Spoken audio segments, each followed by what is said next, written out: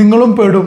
ശ്രദ്ധിച്ചാൽ ദുഃഖിക്കണ്ട. നമ്മൾ visa hold ചെയ്തിരിക്കുന്നത് ഒന്നെങ്കിൽ ഒരു പാർട്ണർ വിസ, അല്ലാന്നുണ്ടെങ്കിൽ നമ്മളെ ഫാമിലിനെ പാരൻസിനെ സ്പോൺസർ ചെയ്യാൻ വേണ്ടിയിട്ട് നമ്മൾ എന്താക്കും, ഏതെങ്കിലും ഒരു കമ്പനിയിൽ പാർട്ണർ വിസ അടിക്കും. ഇങ്ങനത്തെ ആൾക്കാരാണ് ഇപ്പോൾ പെട്ടുകൊണ്ടിരിക്കുന്നതും പെടുന്നതും. എന്താണെന്ന് വെച്ചാൽ നമ്മൾ ഈ 2 വർഷത്തിലേക്കും ചിലപ്പോൾ ഈ വിസ റിന്യൂ ആക്കാൻ നമ്മൾ പോക്ക്. അപ്പം നമുക്കറിയില്ല ഏത് കമ്പനിയിലാണ് നമ്മൾ വിസ അടിച്ചിരിക്കുന്നത്. അതുപോലെ തന്നെ നമ്മൾ ആ കമ്പനീൻ്റെ ഒരു സ്റ്റാറ്റസ് നമുക്ക് അറിയണമെന്നില്ല.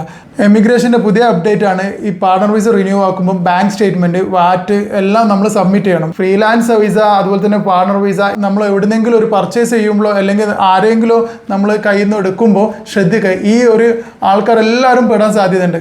കുറേ എൻക്വയറീസ് ആണ് ഇതോട് റിലേറ്റഡ് ആയിട്ട്. എമിഗ്രേഷൻ ബ്ലോക്ക് അയക്കുന്നത്, കാർഡ് ബ്ലോക്ക് അയക്കുന്നത്, വിസ ക്യാൻസൽ ആക്കാൻ പറ്റുന്നില്ല, ഔട്ട് പാസ് അടിക്കണം എന്നൊക്കെ പറഞ്ഞിട്ട് വരുന്നത്. മോർ ഇൻഫർമേഷൻ വിസ റിലേറ്റഡ് എല്ലാ കാര്യങ്ങൾക്കും please follow the page, share the video.